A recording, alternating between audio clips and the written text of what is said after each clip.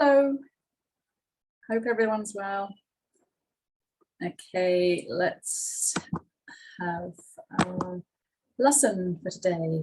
Okay, so today it is about sci-fi lit. What is that? Do you like it? Will you like it? Let's have a look. So today's class is going to be looking at what is sci-fi. We're going to look at a few examples of books, the history of it, vocabulary associated with this particular genre. Dystopia is a big idea in sci-fi. We'll look at what that means, what is it, and some famous examples. And you're going to practice writing sci-fi, continuations of stories, ideas, your ideas about the future. What do you think the future will be like? And finally, you're going to read. I'm going to give you a new book, a PDF, and you can use the end part of the lesson today to start reading it, and then read more if you can on your phones. Are you ready? Okay, so what is sci-fi? Any ideas? You can pause the screen now and discuss it.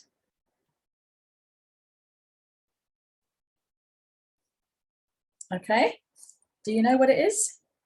Here are two definitions, A and B. Read them and think which is the best definition and why. You're going to need to pause the video for 2 or 3 minutes to read and discuss now.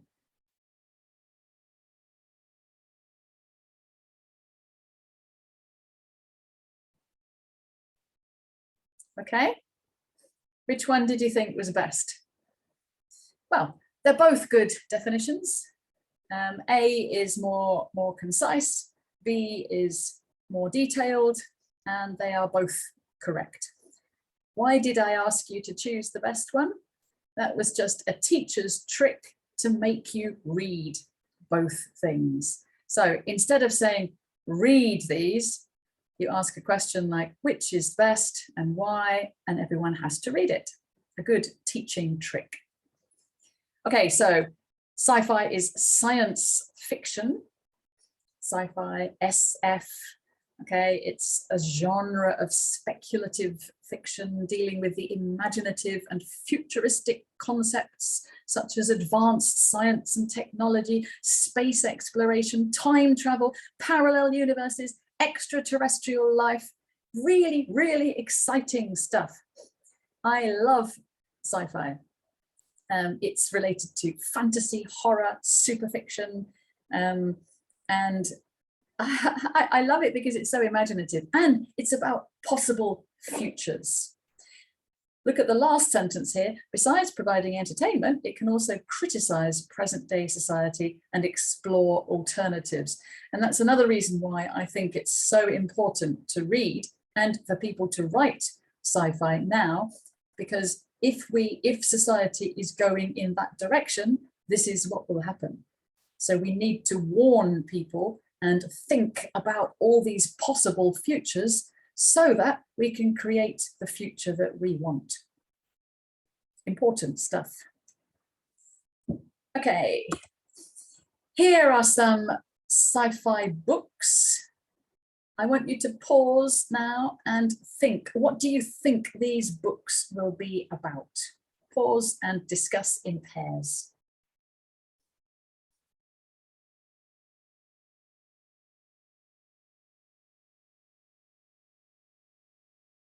Okay, so interesting stories.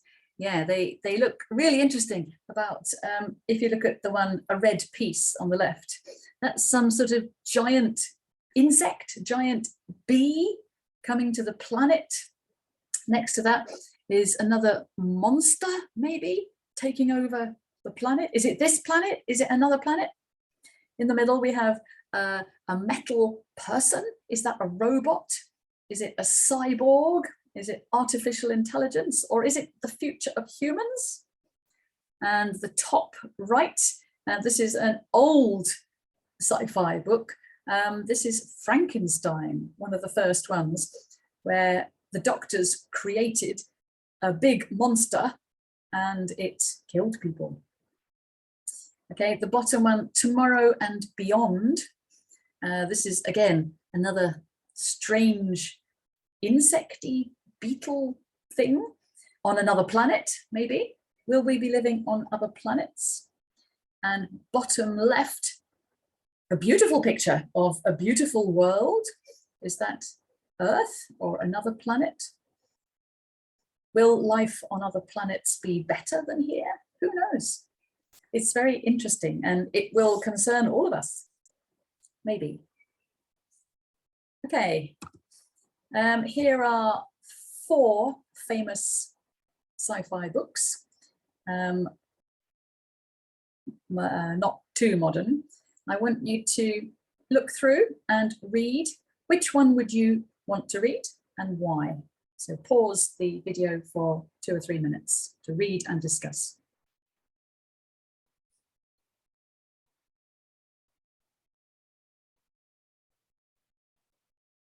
Okay, which one would you choose? Okay, so Frankenstein is the one about the monster that the doctors created, and it was more powerful than they thought. That's like computers. We created computers and now they are more powerful than some people had thought. That is a very old one, Frankenstein, 1818. B, 1984. This is written by George Orwell. Do you remember the other book we read by him, Animal Farm? A very political author. And he wrote that book in 1948. So he wrote it a long, long time ago, but it was looking at the future of 1984. Of course, that's a long time in the past now, but it's very interesting to read, to look at what people in the past thought the future would be like, but it isn't. C, Dune. This is a film, a very famous film. It's, I think it's about 3 or 4 different films, a big, thick book, political intrigue, mysticism, adventure. That's a very famous book and film. And another one called The Time Machine by H.G. Wells is very famous. Now, time travel is, I think, fascinating. Wouldn't you love to go into the future or into the past? What would you find? Would you come back? So this time machine is the story of a time traveler who goes to the future to find a world in ruin. There is no advanced society, only a dying planet, war, and a mysterious race called the Morlocks. What do you think would happen if you could use a time machine and go 100 years in the future? 200? 1,000? It's very interesting and creative ideas for us to see what we think might happen. That's why I love reading about them so much. This is about the history of sci-fi. I want you to read this page. Pause the video for 2 or 3 minutes, read this page and tell your partner what the history is.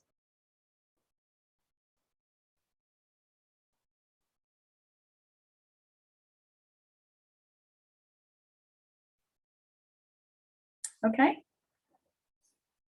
So maybe it did start voyages to the moon, people imagining in the mid 1600s, imagining going to the moon.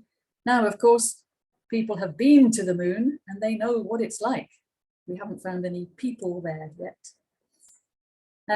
Some people say science fiction started with Frankenstein. That was 1818.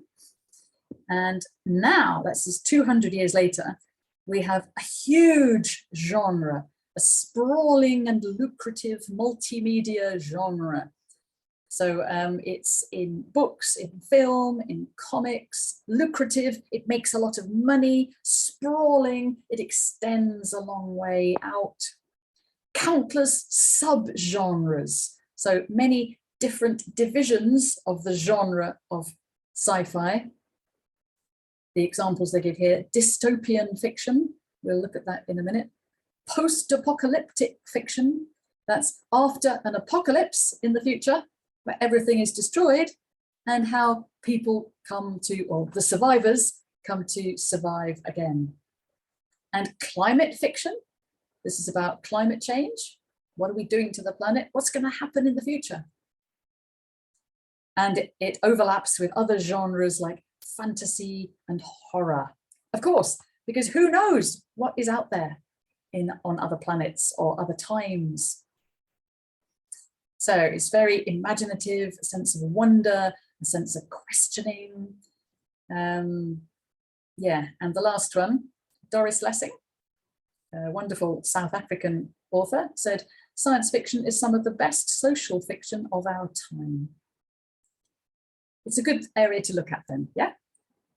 Okay. So there are many words that you need to know if you're going to read sci-fi. Here are 12 words on the left. Can you match them with the definitions on the right? You need to pause the video now and match them. You can work in pairs, okay?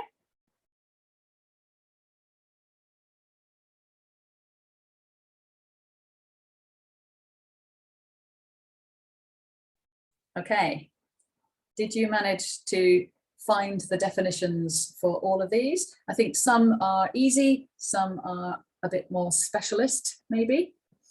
Are you ready to check the answers? Okay, so here are the answers. Artificial intelligence.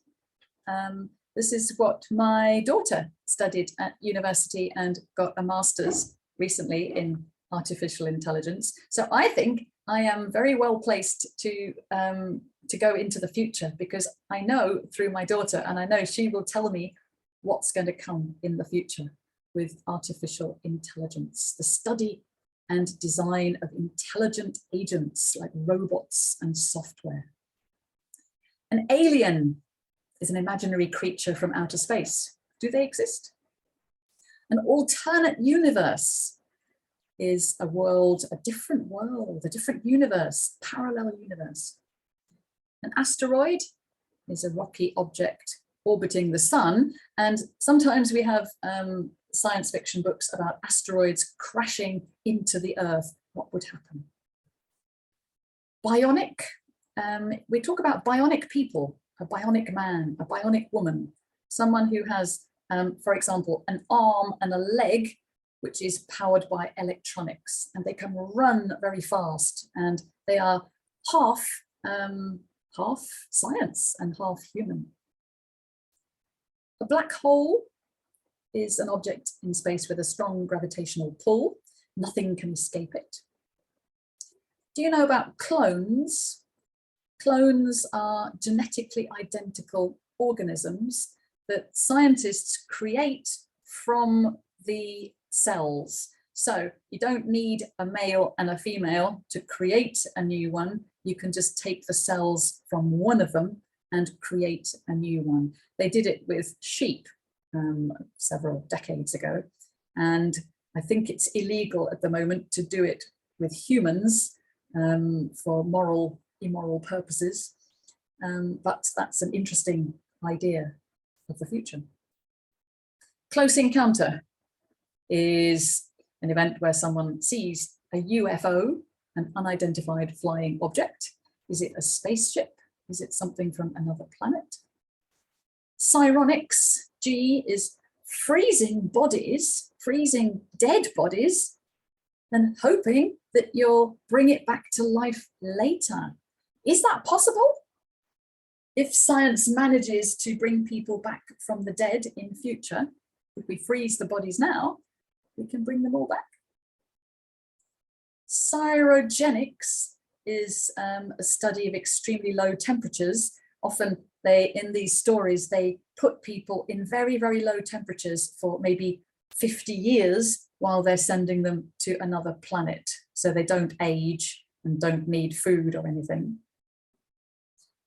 Cybernetics is D, this study of communication in organisms, organic processes, mechanical or electronic systems. When accompanied with implants, the concept of bionics is created.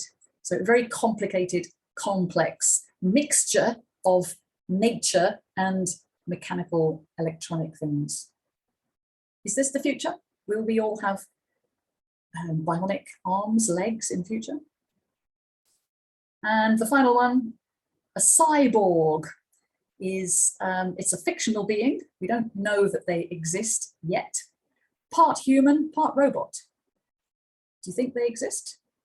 Do you think they will exist? Lots and lots of vocabulary. There's a lot more of this vocabulary. This website here has a lot more words. I've chosen 3 more. A dystopian future. This is a terrible, horrible future that lots of writers write about. The opposite of utopia is perfect. Dystopia is when everything has gone wrong. Do you think dystopian future ideas will come true? Teleportation. Is this possible? It's when you're standing in a place underneath some waves or radio things, and it goes bzzz, and you disappear and you appear somewhere else, maybe in another country or on another planet. They often have that in lots of science fiction. Do you think it's possible to dissolve all your cells and rebuild them somewhere else? And ET, an extraterrestrial from outside the planet, our Earth. Do they exist? Huh. We need to read more about them to find out. Okay, this is about dystopia now. So a dystopian future. I was telling you about the terrible, awful, horrible future. We have 3 words in red: fiction, device, and genre. I want you to read the 3 paragraphs and put the 3 words in the 3 spaces. So you need to pause this for 2 or 3 minutes, okay?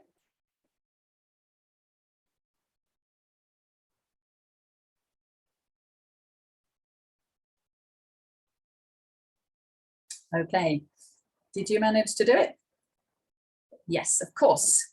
So number 1, dystopia is a literary device and genre, type of fiction, genre used by writers to present. Yep. Number 2, dystopian fiction is speculative. It's not non-fiction. It's not true. It can't be. Nobody knows about the future. And number 3, dystopia is a significant literary device. So it's a thing that authors use to do certain things like educate readers and warn of the potentially dark consequences for humanity if changes are not made to present-day societal and governmental constructs. Okay, it makes you think, and for that reason, it's very, very good to read about. Here is one very famous series of books and series of films that many, many teenagers and adults in the UK have seen. It's called The Hunger Games. I don't know if any of you have heard about it. It was a very, very thought-provoking series, and it's about a dystopian future, a terrible, terrible future where a few powerful rich people control the world, but most of the world is living in total control, and the rich, powerful people make them play games for survival. And of course, many people are killed, many people fight for their own survival. And it's about letting the powerful rich control all the rest of the people on the planet. Very interesting book and film series. What about Black Panther? Have you seen that one? This is a very interesting superhero book, and it's about what would have happened if Africa hadn't been colonized. with this amazing Black Panther superhero. And it's fighting against fighting for Black popular culture. Very, very important, marking this racial transformation on a political and social level. So it's imaginary, of course, but it could be in the future, and it could be now in an alternate universe. Here is the beginning of a famous sci-fi book. The book is called The Hitchhiker's Guide to the Galaxy. And this is the beginning. I want you now to pause this and read the beginning 2 sentences and then continue. How do you think the book continues? Okay, I'll read it to you, okay? And then you can pause and write the continuation. This is the beginning of the book. Far out in the uncharted backwaters of the unfashionable end of the western spiral arm of the galaxy lies a small, unregarded yellow sun.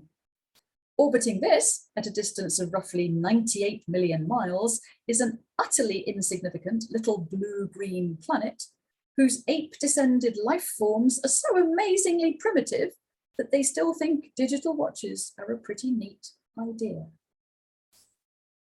Pause for 5 minutes and see if you can continue this, writing it in pairs.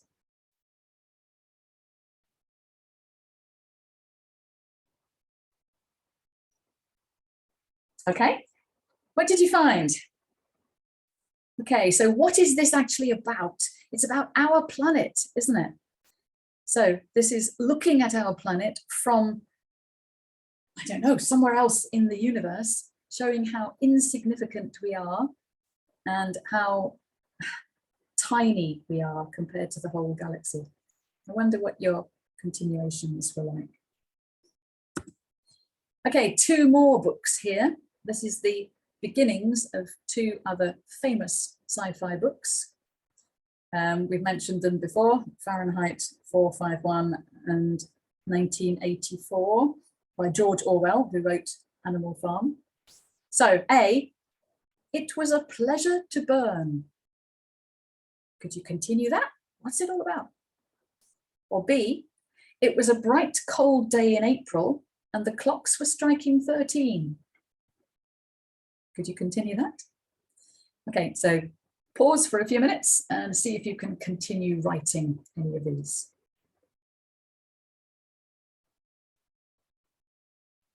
Okay, so is it inspiring you to write some science fiction or to think about these different ideas? Hopefully.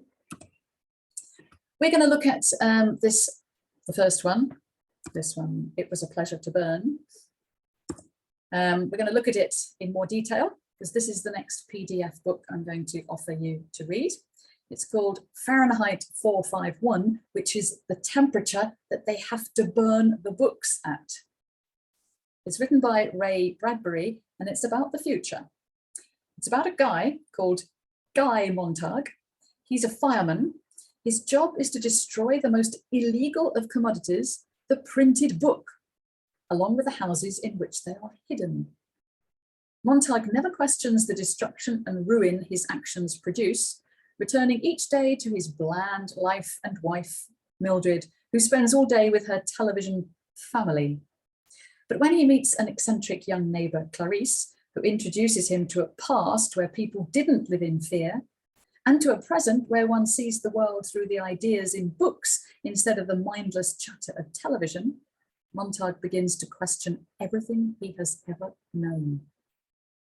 So it's about the future where there are no books and books are illegal, probably because they're so powerful. And everyone is almost controlled by this mindless television. Can you imagine a future like that? What sort of future do you want? So I want you to think now and pause for 5-10 minutes. Can you complete these sentences? And you can post them in the literature WhatsApp group. What sort of future would you like? I would like a future where I hope that in the future, the worst future imaginable would be, that's about some sort of dystopian, apocalyptic, post-apocalyptic future. I will do everything I can to make sure we build a future in which, and it's really important to read about imaginary accounts of possible futures because, okay, so pause for as long as you decide and write at least 3 or 4 of these continuations. Pause now.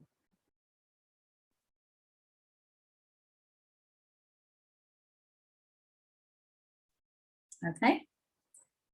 What were your sentences like? This might help you create a future that you would like to write about. I hope so.